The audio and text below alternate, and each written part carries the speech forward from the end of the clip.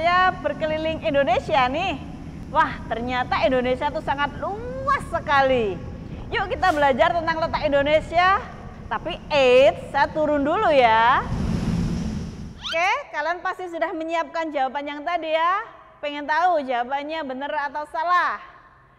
Tadat, ini jawabannya. Yeay, ternyata kalian luar biasa. Baik, kita lanjutkan yang kedua, yaitu letak Indonesia secara geografis.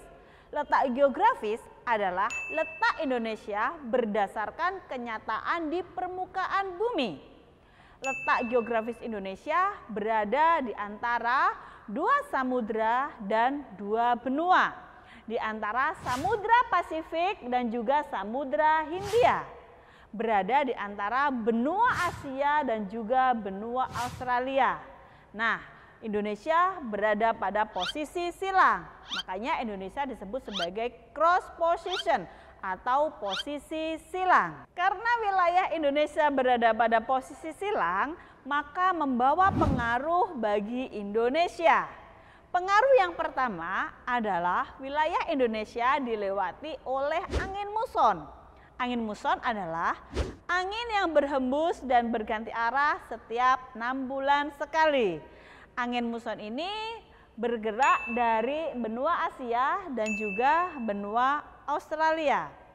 Angin muson terdiri dari angin muson barat dan angin muson timur.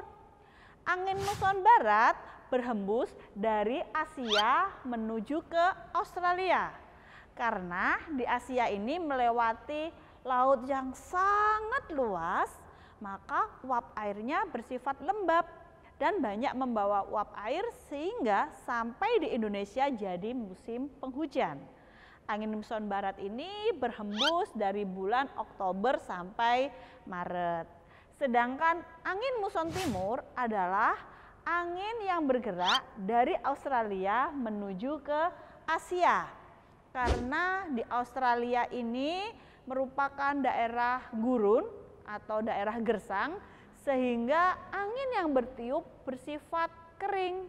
Juga melewati perairan yang sempit, maka sampai di Indonesia jadi musim kemarau.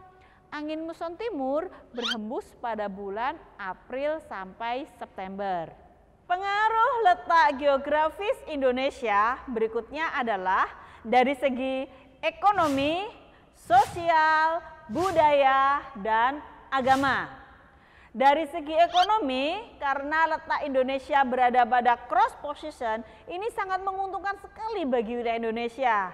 Karena Indonesia mengalami jalur pelayaran yang ramai, jalur perdagangan yang ramai, dan juga jalur penerbangan yang sangat ramai.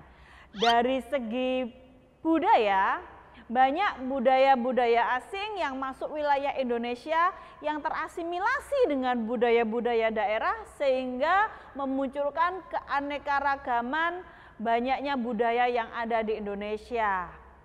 Dan dari segi sosial, di Indonesia itu akan mudah bekerja sama dengan negara-negara lain.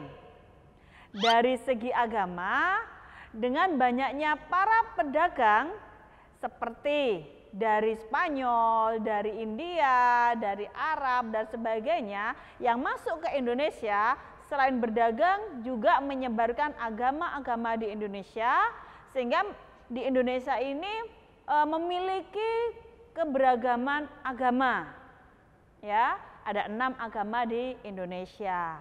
Dari pengaruh letak geografis ini, maka ada dampak positif dan dampak negatif yang ada di Indonesia. Dampak positifnya, misalnya di Indonesia ini mengalami peningkatan devisa negara. Karena banyaknya turis asing yang masuk ke Indonesia, yang singgah ke Indonesia untuk menikmati wisata yang ada di Indonesia.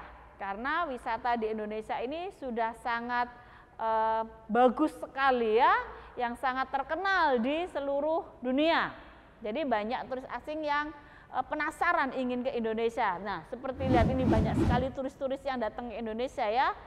Oke, selain itu banyaknya atau meningkatnya produktivitas perdagangan karena daerah pemasaran yang semakin luas, banyak negara-negara di sekitar, maka meningkatkan produktivitas perdagangan yang ada di Indonesia.